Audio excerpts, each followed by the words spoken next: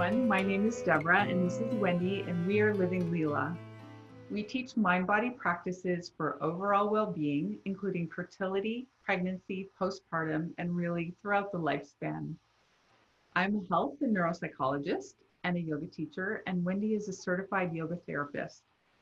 We are both fertility yoga experts and have created a comprehensive and robust mind-body program called Soulful Conceptions, and this is available both in person and online. We both have also experienced our own personal fertility challenges, and we know the power of having a mind-body toolkit and community support to better navigate the stresses of the journey towards parenthood. We are here today to kick off our Mindful Being series with a very special guest, Brenda Strong. Thank you so much for being here, Brenda. The public probably knows you best for your Emmy-nominated work narration as the voice of Mary Alice Young on Desperate Housewives, the character of Lillian Luther on Supergirl, or Mrs. Walker on 13 Reasons Why, which are just a few among the hundreds of shows that you've done over the last few decades. They may not know that you're also the producer and director of award-winning short film and the director of episodes of 13 Reasons Why on Netflix. But we've known you for almost 20 years as our teacher and mentor and friend. And right? Amazing. And for our listeners out there who may not know, Brenda is an experienced yoga teacher of over 25 years and has been a pioneer in the world of infertility, such that she developed a yoga methodology for those going through fertility challenges. Deborah and I continued teaching her 4 fields of fertility workshops, which integrated practices such as yoga for fertility, breathe to conceive, and a fertility ball method. And then this became the foundation of the expanded work we now offer through our company, Living Lēla. Brenda, for me, I met you in 2003 as a yoga studio owner here in Los Angeles, and you quickly became my yoga teacher. At the time, the thought of teaching yoga had never crossed my mind, and yet because of you, seriously, because of you, the entire trajectory of my life shifted, and rather quickly, I might add. By 2005, I completed my first yoga teacher training with you and was not only teaching yoga, but I was delving further into specializing in yoga for fertility. And I was well on my way to soon become a certified yoga therapist. And I'm just forever grateful because I absolutely love what I do. That makes me so happy. I can't even tell you. I should have prepared because I'm already starting to tear up. Because this work is so meaningful to me, and to have both you and Deborah be the ambassadors in the world of taking the seed of this work and really sharing it with the world has been such an incredible gift to me, to know that that there is a legacy to this work, and that there are women out there who can find you and find their own sense of centering in the course of what is a crazy thing, which is trying to conceive. It's not always easy. And to have the tools that you have so beautifully put online to access is such a gift. And I hope that everyone finds you. So I just wanted to add that I came to this work in 2007 when I was going through my own fertility challenges and journey. And so I did an internet search.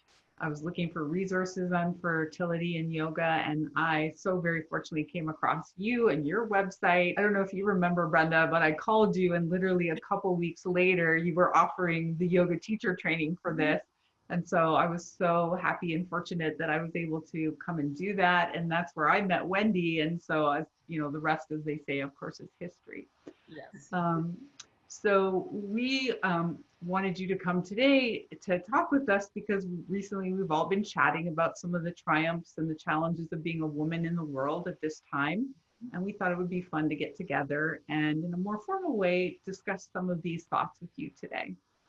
Why don't you start by sharing with everyone the initial seed that started your journey to create Strong Yoga for Fertility? How did that all evolve?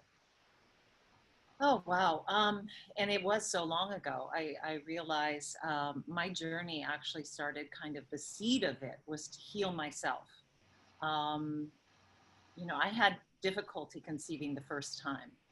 And through yoga, through practicing yoga and through traditional Chinese medicine, I was able to successfully conceive and carry.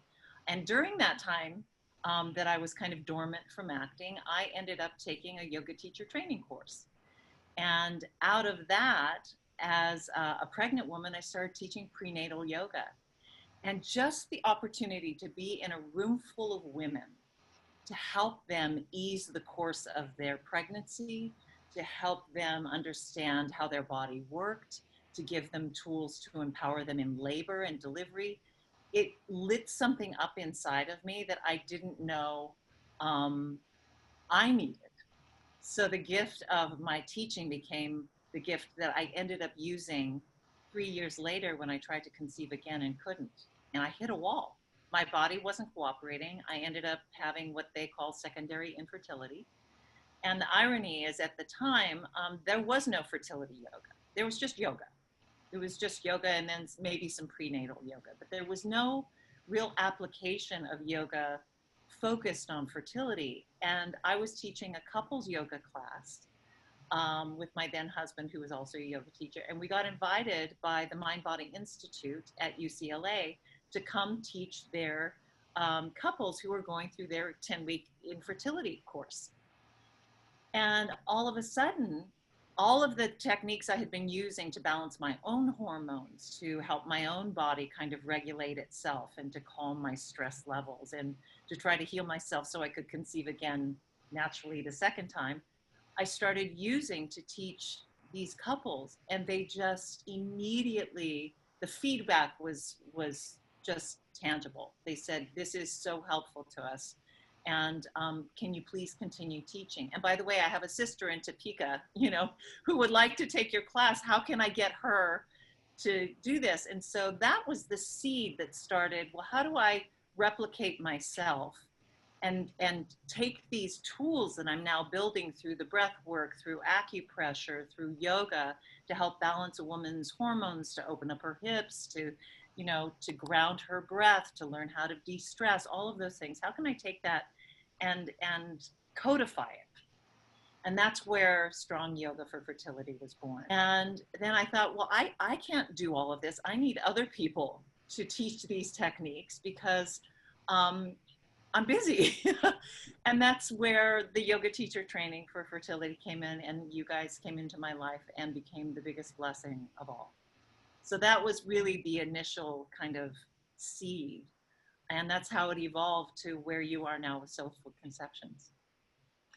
So what would you say you see as the most important takeaway of the work we do?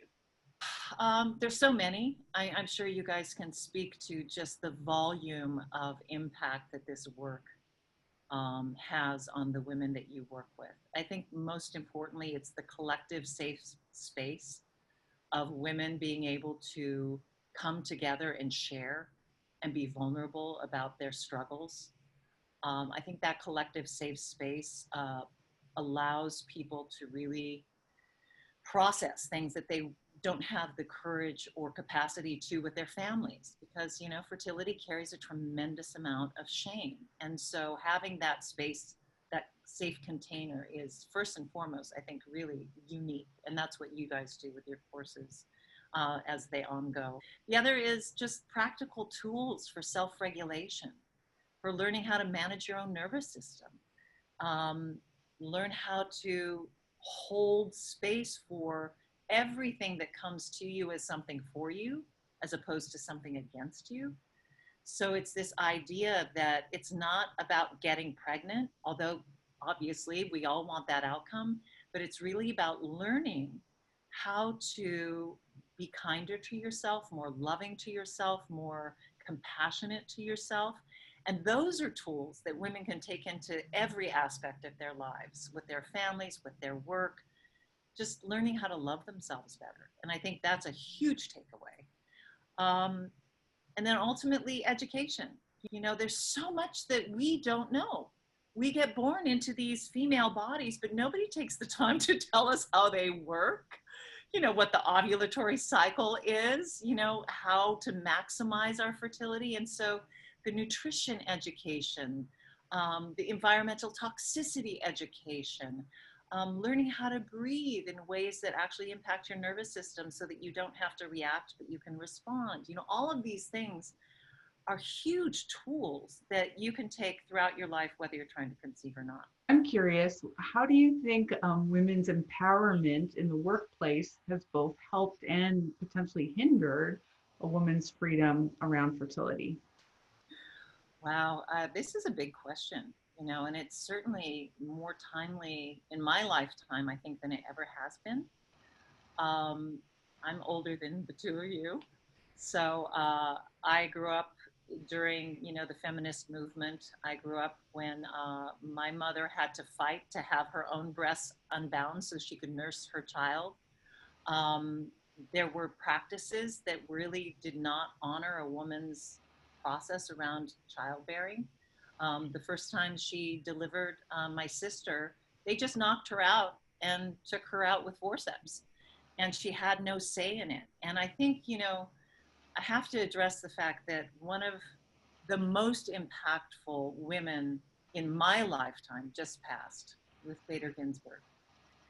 And what she has done for all of us, you know, has been so silent and so impactful. And her own life has been such an education of how she found her way into power so that she could affect change. And to the benefit of all women. There are certain privileges that we as women just take for granted because we've grown up with them that haven't always been there. You know, the right to make choices for our own bodies without someone telling us what we can and can't do. These are all things that are now in law that didn't used to be there. And women's equality is something that is still, you know, we still have not had a first female president. You know, there's momentum happening. We're moving in the right direction, but I feel like we can't take these things for granted. And so for me, the thing that could potentially hinder our empowerment are forces that might want to change those rules in our lifetime. And I think, you know, for women who are trying to conceive, there are things that are helpful out there, like ART, assisted reproductive technologies, that if laws change may not be available to them. And I have concerns about how certain things may shift and really take away a lot of a woman's power to choose what happens to her own body. So those are the things that I struggle with as far as empowerment, because there's a lot that we take for granted, but we need to build on that and not have those foundations erode away because of a certain, you know, desire to control us. Bottom line, yeah. So why would you say empowering women is so important to you personally? You know, I see women as the caretakers of life, intuitively and innately, because we carry life in our bodies. I think there is a respect for life as it extends past us.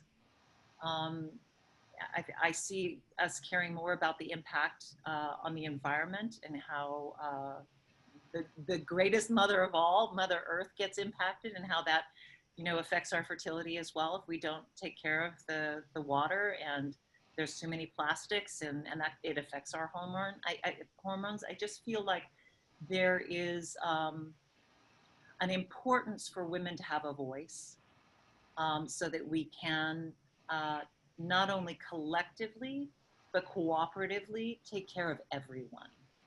And I think, you know, I think sometimes that voice is seen as a threat.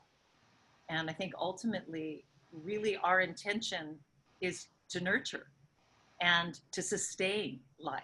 And so as women, when we have power, that is the overall objective, is to keep things sustainable for the future of our own children. And so I think we make decisions that are different sometimes than other people. I've noticed with the pandemic even that certain countries have done better than others in curtailing the spread of the disease. And I noticed on a document that they were all women leaders, and I went, that's interesting. So I do think empowering women to places where their voices matter, like Ruth Bader Ginsburg, it affects change. It affects change that is good for everyone, not just women, but the entire system. Yeah, so we were talking about shame in terms of, speaking about fertility. So how do you think we can learn to collectively support one another in areas that feel the most shameful? Giving people a safe space to process their feelings is, I think, the biggest shame lifter of all. Because I find that when we hide, when we secret away our deepest pain and try to pretend that things are okay, that's when the body shuts down. And the work of Brene Brown, speaking about vulnerability and how important it is for us to share our vulnerability, it only makes us stronger. I think these practices of being able to share how messy life is for each one of us, and that we're just doing the best we can with it, only empowers us to kind of unearth those shames and realize we're not alone in this. Everybody is carrying shame, whether it's around reproduction, whether it's around relationship, whether it's around parental bonds that have been disrupted. I think there's so many factors that contribute to things not shifting and growing and transforming. And secreting away our shame is one of the biggest factors in impeding our growth. That's what I think is the key. Is we need to talk. We need to tell the truth. We need to say what we're struggling with and know that there are other people who are going through the exact same thing. And it just gives us a sense of, oh, okay, I'm not alone in this.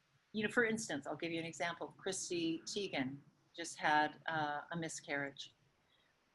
Her ability to share that publicly immediately takes a stigma off of all the women who have miscarried, because they're like, I know your pain. You're someone who is in the limelight, and yet you too are struggling with this. And I know they've been open about their struggles with conceiving and IVF and everything else. It's when people in the public can actually say, I'm hurting, that and be honest about it, that allows everyone else to go, oh, phew, I just thought I was the only one that didn't have my life together, or that things hurt, or I'm in my own private suffering around this. Wendy and I talk about shame often in the work that we do too, because I think it's one of the most important emotions for us to learn to recognize and express and be able to move through. So I love everything that you said about it. And I think, the antidote, the way we talk about it, is the antidote is to draw on your self-love and compassion. And it's only when you go there that you can then also love and forgive other people as well for what we perceive as their imperfections. And really that vulnerability that Brene Brown lovingly talks about is really what allows us to then have intimacy with one another. Because if we're judging, then there's always a distance. There's I'm better than you, sort of thing that happens in terms of the relational dynamics. So I think it's one of the most important emotions for us to work through as human beings. And what most people don't understand is that our thoughts and our feelings and how we think impacts our body function and our hormonal balance. And so it's not just about, oh, I don't want to deal with my feelings, I'm just going to do this over here. No, it's all the same. And the more you can integrate and what I call metabolize those things, just like we metabolize food. If you think about emotions as food, you need to digest it. You need to metabolize it and release it. So it's this idea of nothing is against you unless you prevent it from going through you. Does that make sense? Absolutely, absolutely. And I think again, this is why yoga is so beautiful because these ideas in Eastern medicine have been talked about for thousands of years and we've kind of forgotten about them.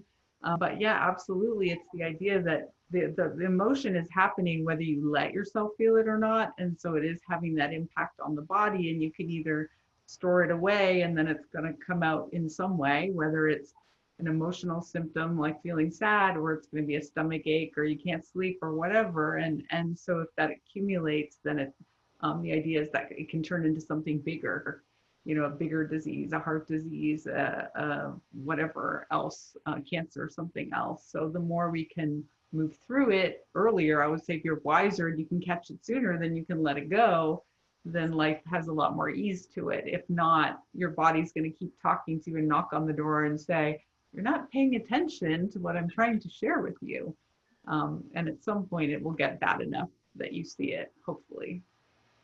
Yeah, and it goes back to that, the practice of yoga also helps us to, in many ways, like shift old patterns, because we've become more aware of what's happening, and we're up against, a hard pose or something that feels hard to breathe through, but we do anyway. And that can be such a beautiful mirror for what's happening in our life. And so it can help us to shift our patterns and become more aware, Mhm.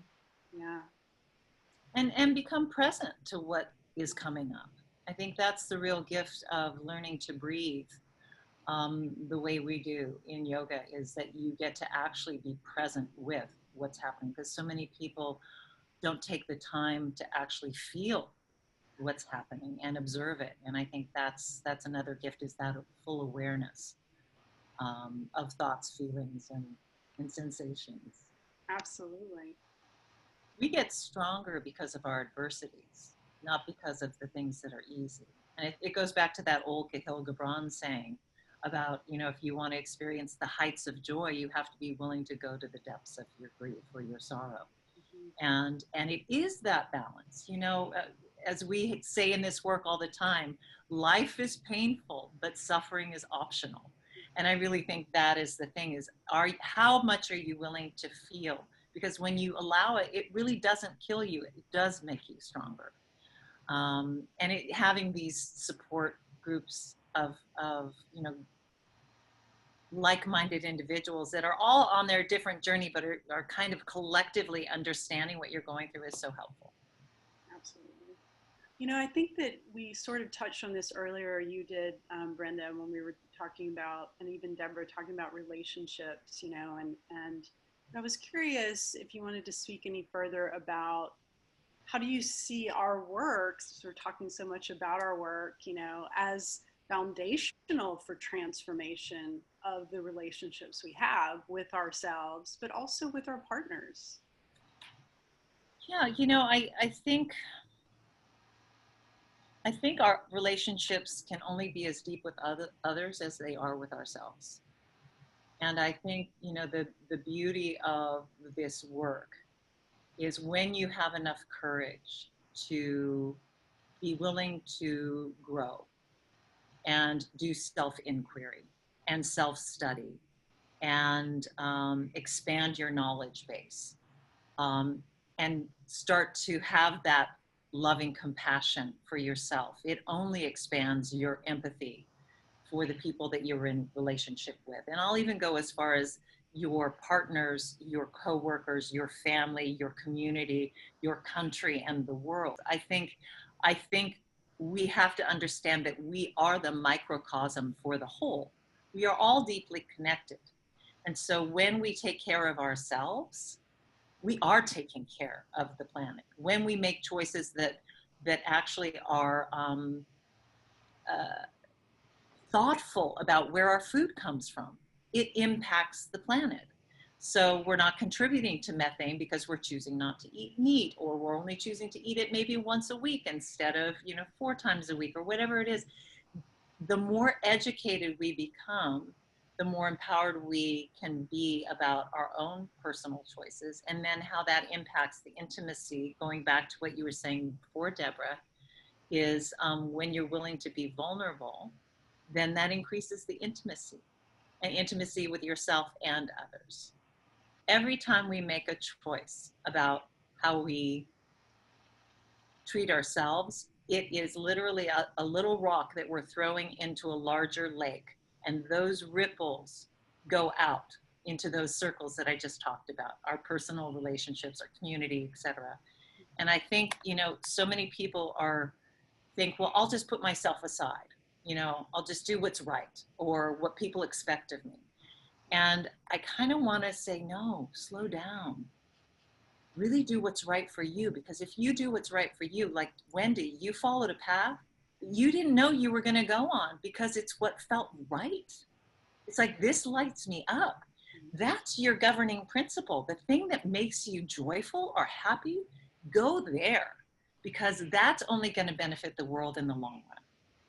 And I think a lot of our society, tries to do the right thing or fit a job because it'll make them a certain amount of money so that they can have the life, but their soul is dying. And so this idea, if you take care of yourself and you slow down enough to actually notice what you're feeling, then it actually starts to impact every relationship. And that intimacy with yourself bleeds out into the entire world. So you touched upon this a little bit earlier too, but I'm just wondering if there's anything else you wanted to add about, what do you think is the most important thing that women can do today to make a difference in their future children's lives?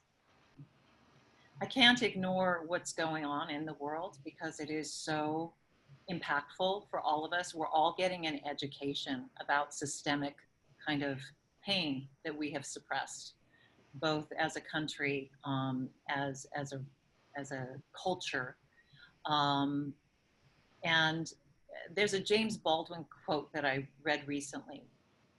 And he said that the world will change around racism or the need for racism when white men learn to love themselves. They'll have no need to oppress or suppress or enslave another. And I think this is the same thing that we were just talking about. I think that the most important thing women can do to affect their future children is to do that self-work and make those choices to create healthy boundaries for themselves. And, my mother had 6 children. And man, I just can't even imagine the work that she did to maintain her calm. She was just a miracle. And I remember her telling me once, because I said, how come you never lose your temper? Or if you do, I see you like go in another room. And she said, well, I believe that I should always count to 10 whenever I feel something rising up that makes me want to react really quickly. I'm going to count to 10. And then I'm going to ask myself 3 questions. Is this true? Is this necessary? And is this kind or good or something like that? And if the answer to all 3 of those questions isn't yes, then I just don't say anything. Because it really is about what we put out there verbally. Our thoughts and our words have power. And so when we are raising our children, the most important thing we can do is love them. Is just let them know they're seen and loved and cherished. And even in the moments where they frustrate us and we want to discipline them because we believe that we are the big people and they are the little people, they are really the future.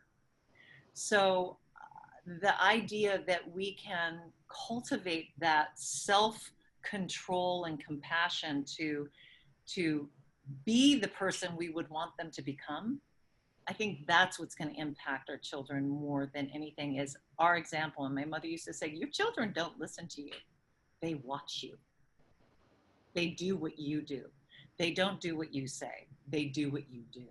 So every time you have a choice to, be kind to someone in the grocery store or let someone in front of you or say thank you or just treat yourself with discipline, sends loud messages to the children about that that kind of ability to self-regulate. And so if we expect them to self-regulate, we have to self-regulate ourselves. And I think that's one of the beauties about teaching yoga. And you all know this. Who you're being while you're teaching is as big as what you're saying and what you're teaching. So your essence of your beingness is speaking volumes. So the same thing for women with your children. How you're being yourself is teaching them. But I do think that if each one of us make the choices that we know in our hearts is going to impact the most positively, that's where we can take care of each other in that way. Absolutely. And I think that's one of the beauties of things like yoga is to help you learn to, it's called interoception, right? Can you feel your body? Are you aware of what's happening in your body? And that's not something that traditionally has been valued in more Western culture for us to even think it's a muscle we need to work. So unless someone's been teaching you to sort of listen to that intuitive, that body voice, you don't even know how important it is or what data you're missing until you start listening to that voice. With the large platform that you have, Brenda, how much obligation do you feel to speak up and speak out in this moment about things going on? Okay, so I'm going to be really honest here. I think coming into this whole public persona thing has a lot of fear around it for me. And I think one of the biggest fears that I personally have is public humiliation or shame. I'll just be totally honest. Having the world look on you with disdain. Social media has made a tweet. It can disrupt an entire life. And if you don't have the wherewithal to know who you are and that you're okay in spite of, angry tweets, it can really mess you up as a public voice out there. I do think that as a certain aged woman, I realize that I not only have an obligation, but a responsibility to speak my heart, not to tell anyone else what's right for them, but to say, this is how I feel about this subject. This is what feels right to me. And to share my concerns about the state of the world and to share my viewpoint. It's so funny because we're living in these very divided realities right now in our country. And a lot of it, I'm sure, is through the whole machination of how social media works and how it programs our brains and those clicks. And the more we click something, the more we see more of it. And it really has polarized us into these perspectives that as yogis, we know is illusion, right? Because how we think is how the world is. The world is not as it is, it's how we think it is. And so those perceptions of how the world is only going to feed back that same loop to us. Either a fear cycle that the world is dangerous or the world is a safe and cooperative place. So for me, speaking how the world is for me out there as a public persona is my responsibility. And I know a lot of people are, well, you're a celebrity. You shouldn't have any right to say. And my feeling is, yes, and I've worked very hard to take care of that base that does show up for me and watches the things that I do. And I need them to know how I think and feel. And if it doesn't resonate with them, they don't have to think and feel that way. And if it does, it's only going to reaffirm their own intuition about something. And so for me, it's my First Amendment right is to say, this is how I see it. And I might see it differently than anyone else. And they may go, yeah, that's not how I see it. And that's okay.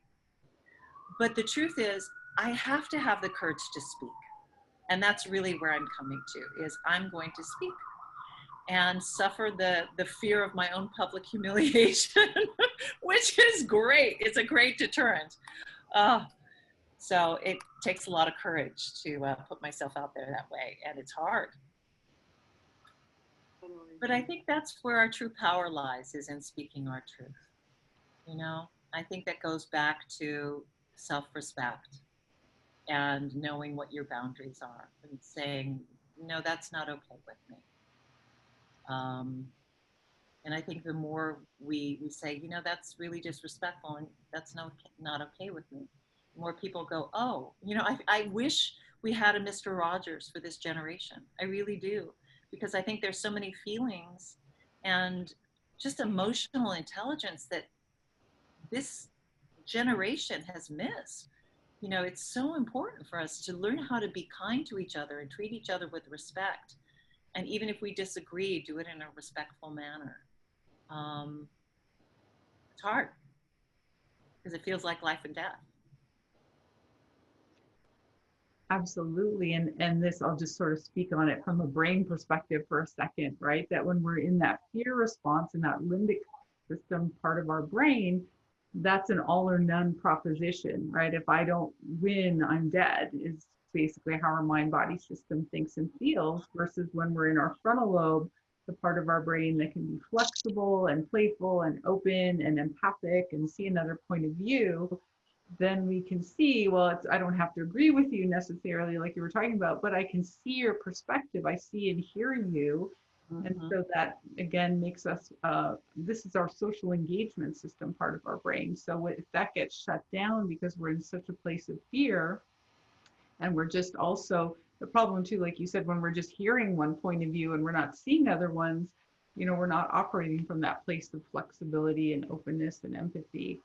So this to me is one of the challenges I see in terms of people's brains and how, because of their life experiences, traumas, whatever it may be, for some people, it's hard for them to sit in that social engagement part when they feel threatened and worried. And so that's where you see that all or none kind of decision making and defensiveness, running away, whatever, how they may show that sense of fear or anger. I think empathy is the most important word for our culture today. I think there's a lot of it missing. And I think a lot of that is that early education, mirror neurons from mom that you're loved, and that kind of mirror neuron that allows us to feel seen and reciprocated. I think we're missing it. And there was a recent study done that I actually tapped into when I was playing Nora Walker on 13 Reasons Why, because I played the mother of a son who did heinous things, and I thought, how can I reconcile playing this woman who raised what most people would say was a beast, a rapist, someone who we revile in society. And it really came down to this study that Stanford did on the brain and how collectively people who resonate with more conservative ideals versus more liberal thinking ideals, the difference between them was stark. And the difference was that people who resonate with more conservative values resonate with loyalty and with a sense of achievement and evidence-based in the world achievement. And people who were more liberal in their philosophies or ideas, their highest value was empathy and not loyalty, but justice. So if there are two different sides basically of our brains that have been kind of nurtured over the people that we grow up around or the news feed that we hear all the time or whatever it is, if that value system doesn't have a balancing act to it, it's really easy for us not to have empathy if that's not a value system. And I think, it's not until they've found historically it happens to them personally, all of a sudden, like with Dick Cheney, with his daughter coming out and saying, I'm gay. All of a sudden he cared about, equal rights for same-sex couples. And so sometimes life experience tends to be our teacher more than anything. But it is that kind of how do we look at this and not have compassion or empathy, and look for ways to connect, because we all are connected. That's the truth. It isn't an all or nothing. There is, they're not equal arguments. So, and I do think knowing more about neurology and how our brains work allow us to kind of see where our own triggers are, our own trips up are, how we go into that fight or flight, and then just shut everything out because we can't deal with how scary it is. Absolutely. And the even better news with all of the neurology and the neuropsychology that we're knowing now is we have neuroplasticity, which means we can change the brain. So just because we got here through our learning histories doesn't mean we can't change it. So that to me, of course, is one of the most hopeful things about all this research that's been coming out in the last couple of decades. And then I also just wanted to add about empathy. You know, one of my colleagues who was fortunate enough to do some work personally with the Dalai Lama, he talked about how the Dalai Lama would talk about sort of two levels or two layers of compassion. And the first is the one that we sort of naturally have a little bit more for people we care about, you know, your child or someone you love scrapes their knee. Oh, are you okay? You know, that sort of just comes out from us. But the second level or layer, it's not quite that word in Sanskrit, but is more the one that we have to build. It's more the muscle that we have to cultivate, and that's finding compassion for the people we don't like, we don't agree with, our enemies, right? That it has a little bit more of a cognitive piece to it if we have to make those choices, coming back to the word of choice, to want to see the other point of view. And I think, you know, ultimately it's finding that common ground of humanity, and seeing each other as doing the best we can with the information we have. Absolutely. But I love that the neuroplasticity is such a turn on, because it's the only part of plastics that I approve of.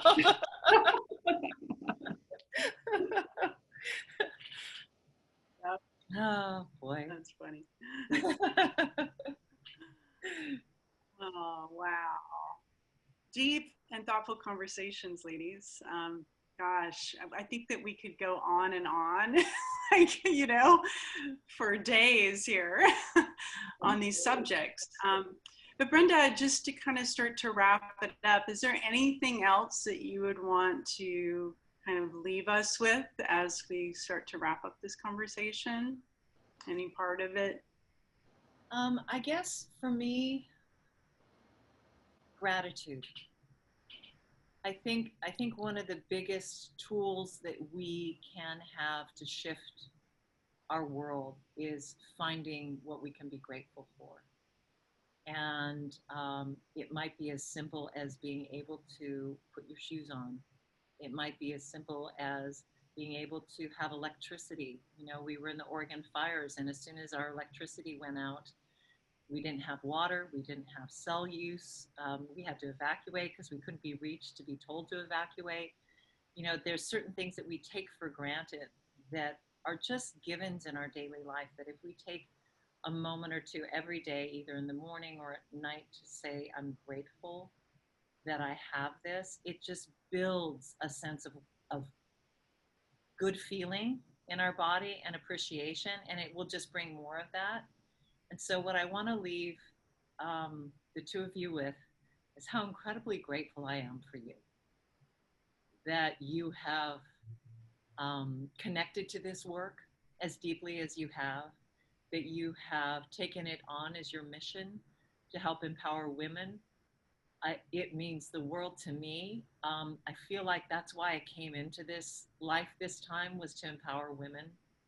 And by allowing my work to then evolve into your work has been the greatest blessing of my life. And so I'm deeply grateful to both of you for carrying that torch and continuing in the face of the difficulty of everything that's going on in the world, looking for ways to help people be better, do better, and feel better. And I'm just really, I'm in awe. So thank you. Thank you. Thank you. Thank you. We're so grateful and we love you. So thank you for everything you've taught us and for being our friend. And, you know, we're so grateful for all of it. I hope everyone finds you, whether they're trying to get pregnant or not, because these lessons only make you a happier, healthier human. That's what we try to teach as well, you know, that no matter what, you have these tools, these lessons, it just helps you to navigate life, you know, no matter what. So.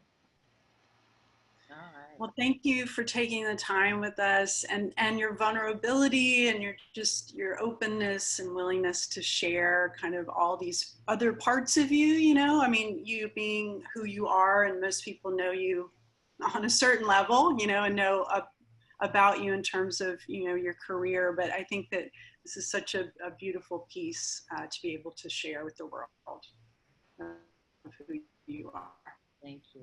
Thank you for allowing me to speak these things. You know, without the platform of being a yoga teacher anymore, I don't get to philosophize, you know, as part of my lessons. So this really scratched an itch for me that I've been longing to voice. So thank you.